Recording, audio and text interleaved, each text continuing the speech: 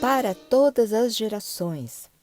A aliança que Deus estabelece com a humanidade é eterna e única, tendo apresentado vários desdobramentos para atender às verdades presentes em diversas épocas da história.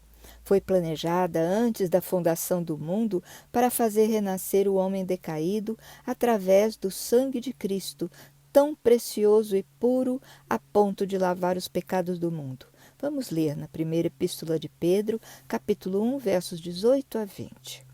Sabendo que não foi com coisas corruptíveis como prata ou ouro que fostes resgatados de vossa vã maneira de viver, que por tradição recebestes dos vossos pais, mas com o precioso sangue de Cristo, como de um cordeiro imaculado e incontaminado, o qual, na verdade, em outro tempo foi conhecido, ainda antes da fundação do mundo, mas manifestado nestes últimos tempos por amor de vós. A aliança divina é uma proposta do Pai para o Filho amado, em que o Criador misericordioso, onipotente e onisciente garante proteção e salvação ao Filho que nele crê. O Pai oferece, o Filho o reconhece como seu Criador e soberano e manifesta a fé na promessa através da obediência, cumprindo o determinado na aliança proposta. O que se verifica é uma perfeita e eterna harmonia entre a graça, a fé e as obras, sempre nessa mesma ordem. A graça parte de Deus. A fé do homem se manifesta através de sua obra. Somente assim a salvação ocorre, pois fé sem obras é uma fé morta, e obras sem fé não são recursos para a salvação. Vamos ler o capítulo 2 do apóstolo Tiago, versos 17 a 20. Assim também a fé, se não se traduzir em obras, é morta em si mesma. Poderão até dizer, tu tens a fé, mas eu tenho as obras. Mostra-me então a tua fé sem as obras, porque eu dou-te a prova da minha fé através das minhas boas obras. Crês que há um só Deus? Estás muito certo. Mas lembra-te que os demônios também creem e tremem. És uma pessoa bem insensata se não conseguires compreender que a fé sem obras não vale de nada. E Tiago conclui no verso 26. Porque, assim como o corpo sem o espírito está morto, assim também a fé sem obras é morta. No Jardim do Éden, a aliança eterna de Deus é esboçada em Gênesis, quando Deus afirma que a serpente, que representa o pecado, será vencida por um descendente da mulher, e esta é a primeira profecia bíblica apontando o Messias vindouro. Vamos ler as palavras de Deus à serpente em Gênesis 3, verso 15. E porei inimizade entre ti e a mulher, e entre a tua semente e a sua semente. Esta te ferirá a cabeça, e tu lhe ferirás o calcanhar. A crucificação de Cristo confirmou que, para esmagar a cabeça da serpente, Cristo deixou-se ferir por ela no calcanhar. Avisada de que será vencida, a serpente lança mão de qualquer recurso na tentativa de atrair para o seu exército o maior número possível de adeptos. É a batalha do grande conflito que se trava na terra entre o bem e o mal, e Deus insiste em salvar o homem por sua graça, através do único recurso de salvação, o sangue de Cristo, primeiramente simbolizado pelo sangue do animal sacrificado, até ser efetivamente derramado na cruz. A aliança de Deus para a salvação da humanidade é única e eterna.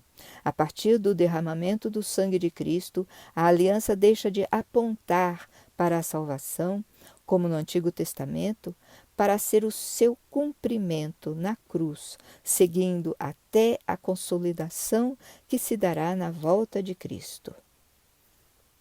Ao afastar Deus, por conta da desobediência de Adão e Eva, a humanidade seguiu seus ímpetos ditados pela natureza pecaminosa que contraíra, até que todo o gênero humano se corrompeu. Por que a corrupção se espalhou por toda a terra? Porque basta abrirmos uma pequena fresta para uma transgressão e uma invasão delas força a passagem. É como uma mentira que leva a outra e mais outra, até tornar a vida da pessoa uma farsa. Após comerem o fruto proibido, Adão e Eva viram-se nus e se esconderam. Questionados por Deus, Adão acusou a mulher e esta acusou a serpente.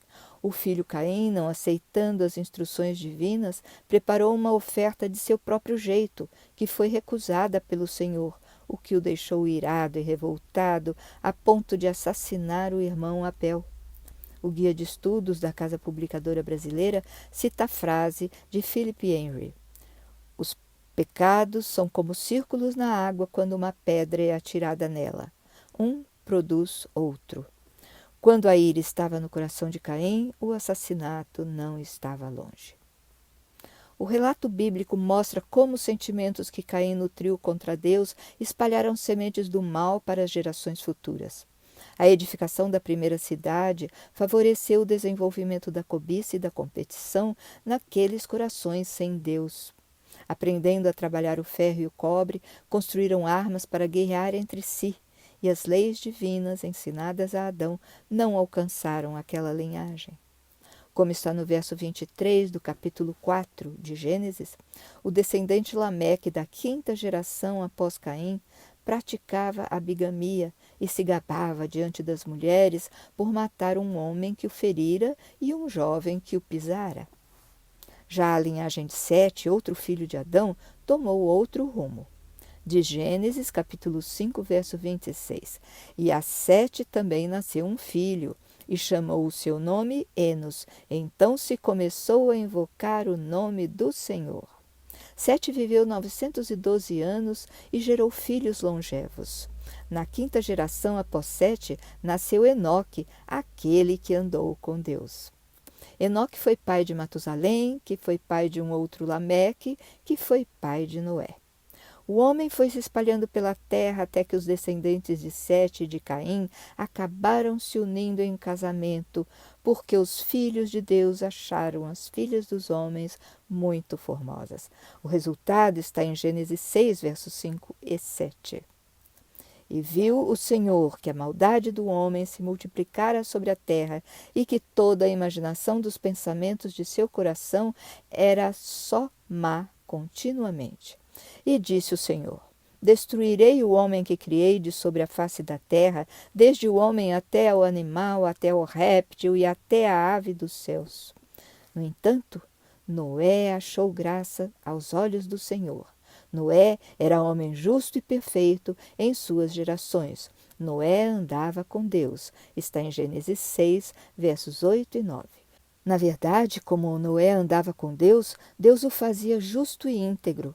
Em hebraico, o nome Noé significa Yahvé traz conforto. Deus abomina o pecado, mas quer salvar o pecador. Vendo que todo o gênero humano se corrompera, mas insistindo no plano de salvação, Deus propõe aliança com Noé. A verdade presente era a renovação da humanidade através de um dilúvio. Pela graça, Deus salvaria Noé e sua família, visando a aliança eterna para a redenção da humanidade.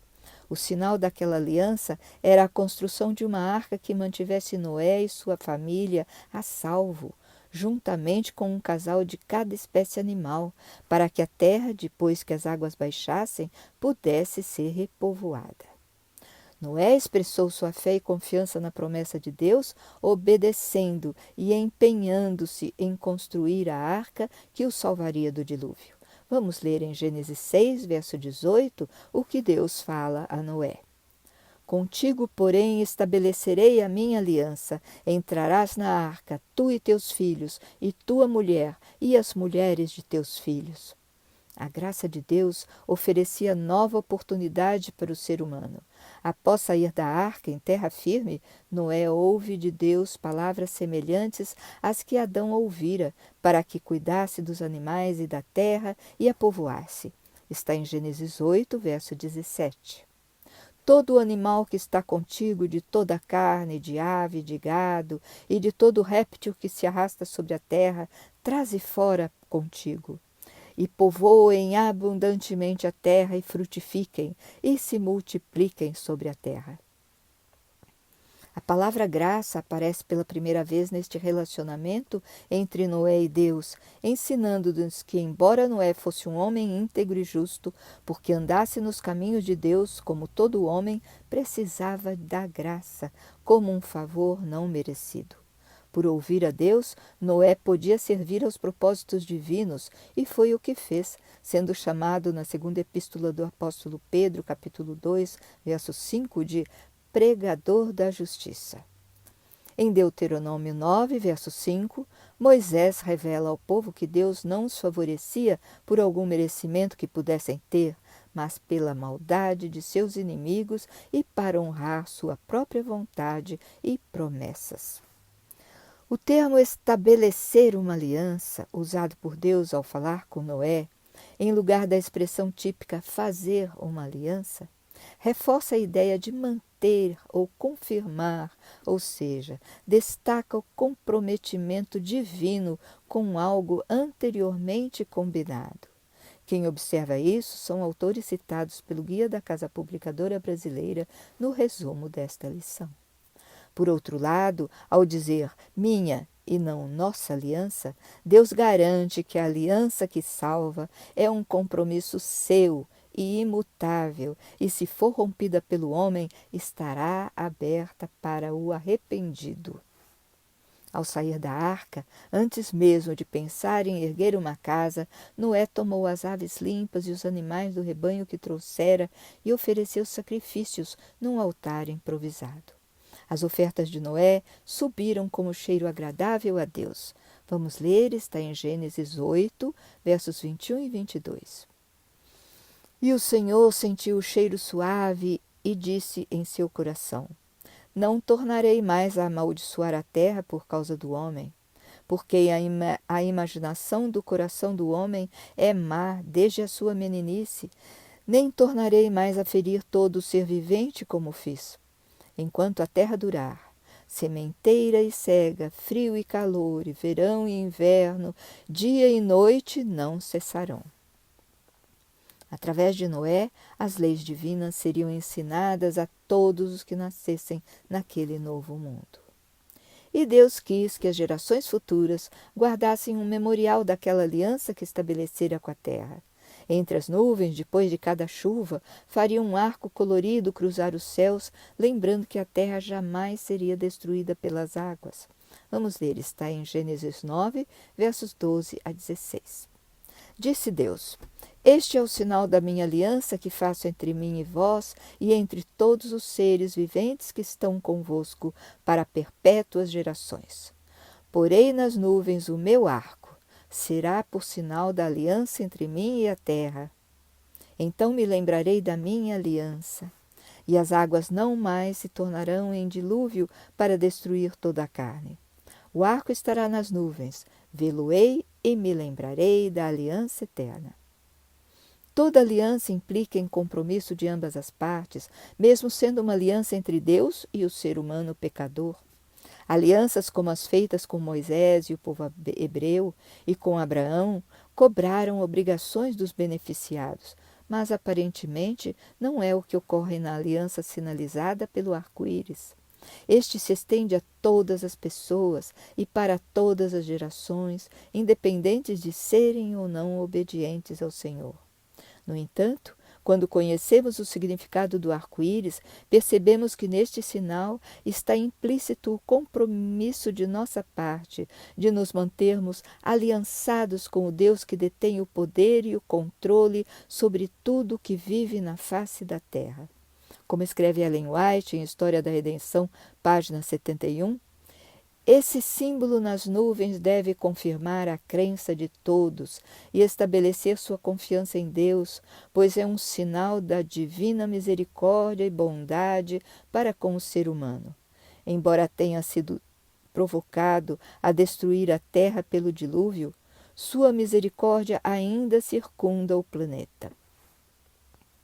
O gênero humano estava corrompido e Deus ofereceu salvação aos remanescentes, no caso Noé e sua família. Os dicionários ensinam que remanescente é aquilo que sobra, que resta ou remanesce, e no texto bíblico indica que aqueles que permanecem fiéis a Deus, não se contaminando com o mundo pecaminoso. Quando Gênesis 7, verso 23, diz que todos foram exterminados da face da terra e ficou somente Noé, o termo ficou tem origem na palavra que significa remanescente, aquele que restou. Com o mesmo sentido de remanescente, o profeta Isaías usa a expressão resto do seu povo, no capítulo 11. E no capítulo 4, usa a expressão os restantes de Sião e os que ficarem em Jerusalém, referindo-se aos fiéis a Deus.